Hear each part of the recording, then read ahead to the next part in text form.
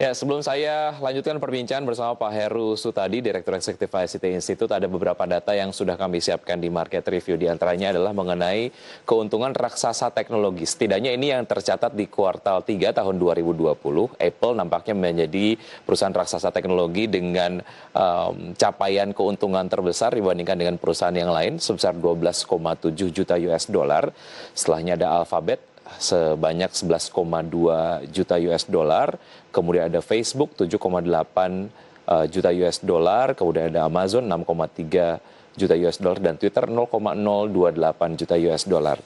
Dan berikutnya adalah mengenai 5 platform media sosial yang paling banyak diakses oleh masyarakat Indonesia berusia 16 hingga 64 tahun. Yang pertama yang paling banyak diakses adalah YouTube dengan persentase 93,8%. Kemudian WhatsApp 87,7%. Ada Instagram di posisi ketiga dengan persentase kunjungannya begitu yang survei oleh We Are Social.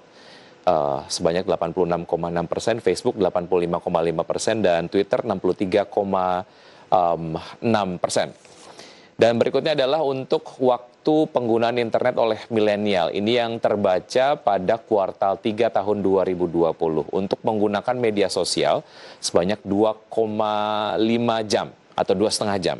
Kemudian untuk streaming musik 1,7 jam, kemudian streaming video 1,6 jam, dan juga untuk media online 1,4 jam.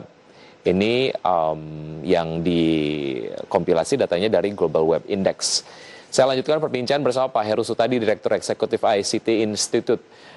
Melihat data-data tadi, sebetulnya Pak Heru sangat worth it jika kemudian royalti diperjuangkan oleh perusahaan penyedia konten kepada distributor. Banyaknya kemudian masyarakat yang mengakses konten atau platform media sosial dan lain sebagainya, ini sebetulnya menjadi sumber income untuk platform media sosial yang kemudian penghasilannya sangat fantastis. Pak Heru, analisa Anda seperti apa? Ya betul, jadi pendapatan dari media sosial itu kan memang mereka mengenerate traffic gitu ya. Jadi makin banyak traffic, mereka bisa menjual traffic tersebut, evaluasikan ke iklan gitu ya. Berapa jam orang menggunakan platform mereka, wilayah mana saja, negara mana saja, usianya seperti apa gitu. Ini bisa dipergunakan dengan teknologi big data oleh mereka sehingga menghasilkan iklan yang cukup besar. Tadi kalau kita bicara memang cara pandang dari pemerintah, memang pemerintah ini belum melihat persoalan ini secara lebih jauh. Kita melihat media sosial ini pendekatannya adalah agar mereka tidak mengirim hoax gitu atau tidak menyebarkan hoax atau digunakan untuk menyebarkan ujaran kebencian gitu ya. Padahal di balik itu semua ada nilai ekonomis yang cukup besar gitu ya. Selain misal kita bicara bagaimana juga pajak yang harus mereka bayarkan di satu negara karena juga banyak orang Indonesia juga yang beriklan di sana. Di sisi lain juga harus ada concern juga mengenai tadi royalti, hak cipta terhadap para penyedia konten gitu ya. Mungkin teman-teman di para penggiat media sosial yang memberikan konten, menyediakan konten, asosiasi media segala macam juga perlu diskusi nih dengan teman-teman dari Kementerian Hukum dan HAM gitu karena mereka kan ada Direktorat Jenderal Hak Atas Kekayaan Intelektual gitu ya. Sehingga cara pandangnya itu tadi cara pandang yang kalau Kementerian Kominfo misalnya katakanlah lebih ke bagaimana ujaran kebencian, penapisan hoax segala macam, ini juga lebih bagaimana juga para penyedia konten ini dihargai atas hasil karya kreativitas mereka dalam penyediaan konten gitu. Baik, ada upaya proaktif dari pemerintah sendiri untuk mendengar input dari stakeholders agar kemudian itu diformulasi dalam kebijakan yang nantinya bisa mengakomodir kepentingan berbagai macam pihak begitu ya di dunia digital di Indonesia. Oke, jika memang peraturannya sudah ada, mungkin Anda dapat memproyeksikan nantinya ekosistem antara konten kreator ataupun perusahaan media lah. Kalau konten kreator mungkin bisa bicara mengenai konten kreator yang independen, yang tidak kemudian memerlukan biaya operasional yang banyak, memperkerjakan karyawan, melakukan riset dan lain sebagainya. Kita bicara spesifik mengenai perusahaan media, penyedia konten, yang ada sisi jurnalistik di situ, membayar pajak juga, ada biaya operasional dan lain sebagainya. Ketika aturannya memang sudah ada, bagaimana aturan itu akan mengubah lah ekosistem antara ataupun relasi lah antara perusahaan media penyedia konten dan juga distributor? Ya kalau kita lihat kan memang kalau perusahaan media sekarang ini salah satu hal yang juga cukup menekan ini kan kehadiran media sosial gitu ya. Karena berita-berita tersebut bersebaran di media sosial, ya kadang-kadang mungkin pesaingnya tidak dibuat secara baik gitu ya, karena sehingga juga menyebarkan hal-hal yang terkait dengan ujaran kebencian, hoax. Saya pikir memang ini harus didukung bahwa media sosial harus mendapat penyedia media, perusahaan media, penyedia konten harus mendapatkan apresiasi agar apa? Agar mereka juga tetap dapat menyampaikan hal-hal yang dapat katakanlah melawan hoax. Karena berita hoax itu biasanya diproduksi karena informasi yang disampaikan itu sepertinya asal-asalan gitu ya. Tidak melalui satu proses jurnalistik yang ada check and recheck, cover bocet, segala macam gitu. Sehingga kalau saya melihat secara lebih jauh bahwa ketika ada apresiasi terhadap perusahaan media, ini mendorong perusahaan media ini juga lebih meningkatkan kualitas dan secara ujungnya ini dapat melawan apa yang kita sebut dengan hoax. Jadi sebenarnya kalau kita lihat sekarang ini kan juga bahwa media perusahaan media online segala macam ini kan juga merupakan satu sumber untuk orang melakukan check and recheck nih. Benar nggak sih berita yang disampaikan lewat WhatsApp gitu ya, atau mungkin yang tersebar ke masyarakat tentang satu hal gitu ya. Kalau berita tersebut ternyata nggak ada di media mainstream, media online gitu ya, ini kan juga masyarakat akhirnya bisa menyimpulkan secara cerdas bahwa oh itu hoax gitu loh. Jadi memang juga penghargaan apresiasi ini sebenarnya juga bisa juga sebagai alat untuk melawan hoax, sehingga berita yang ada di media sosial, platform media sosial ini juga dapat kita filter, sehingga memang hanya berita-berita yang berkualitas, itulah yang bisa disampaikan dan tersebar. Gitu. Ya, konten kreator juga jadinya terpacu untuk memproduksi konten-konten yang lebih berkualitas begitu ya Pak Heru ya. Baik, oke. Kalau kita bicara skopnya mengenai Indonesia, jika memang peraturannya udah ada sebuah kebijakan mandatori yang mengharuskan perusahaan distributor, perusahaan raksasa teknologi tadi, membayarkan royalti kepada perusahaan penyedia konten yang ada di Indonesia. Akankah market Indonesia masih tetap dinilai menarik?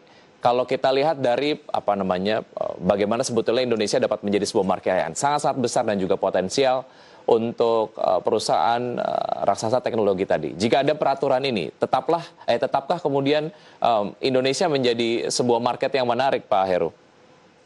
Kalau kami meyakini bahwa Indonesia tetap akan menjadi pasar yang menarik, gitu ya, bahkan sampai 1 dekade ke depan. Karena mungkin secara ekonomi kita tahu bahwa di 2025 ekonomi digital kita itu mencapai 200 miliar dolar. Ini angka yang cukup fantastis. Dan kalau kita lihat misalnya dari statistik saat ini, jumlah penduduk kita 272 juta, kemudian pengguna internet yang tidak dapat kita lupakan itu 202 juta gitu ya.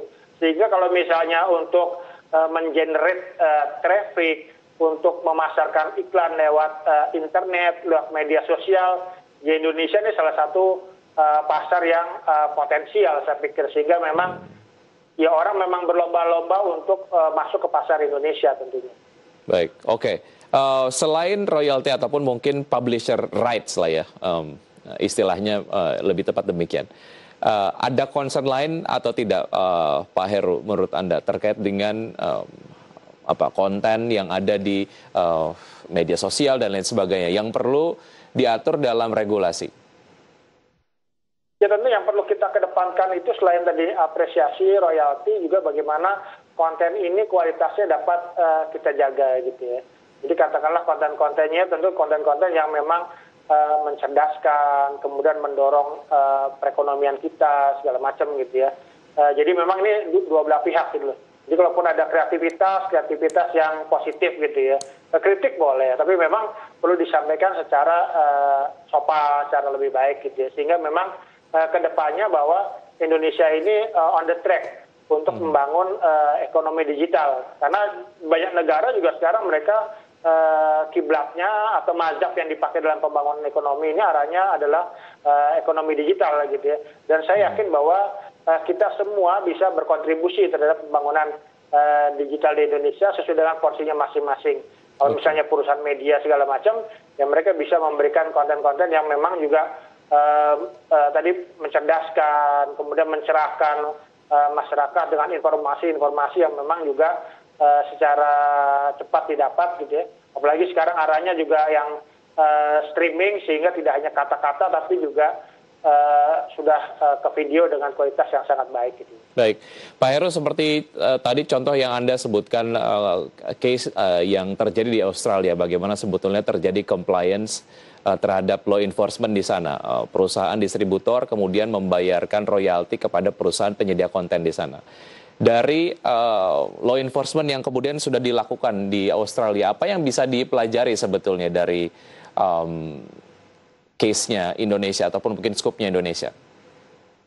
Ada beberapa hal yang bisa dipelajari. Yang pertama itu adalah bagaimana pemerintah harus memiliki cara pandang yang berbeda terhadap platform media sosial. Tidak hanya mereka sebagai penyampai informasi, penyebar informasi, yang kadang-kala kita kepusingan bagaimana kemudian memblokir, tapi bagaimana ini bisa dijadikan peluang juga untuk mengenerate pendapatan bagi masyarakat, bagi penerbit segala macam, untuk berbagi pendapatan dari iklan yang mereka berikan gitu ya. Kemudian di sisi lain tentunya adalah bahwa kita juga, kalau kita lihat di Australia, halo? Ya, silakan Pak. Kalau kita lihat di Australia juga memang ada juga nih bahwa media sosial tersebut kemudian melakukan perlawanan gitu ya, perlawanan terhadap pemerintah dengan cara mereka memblokir semua media sosial ini.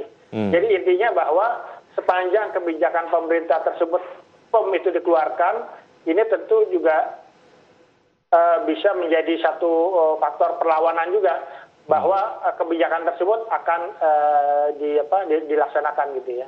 Baik, oke. Kita akan lanjutkan usai jeda berikut ini karena kita masih ada satu segmen Pak Heru, dan pemirsa tetap di Market Review saja, kami akan segera kembali.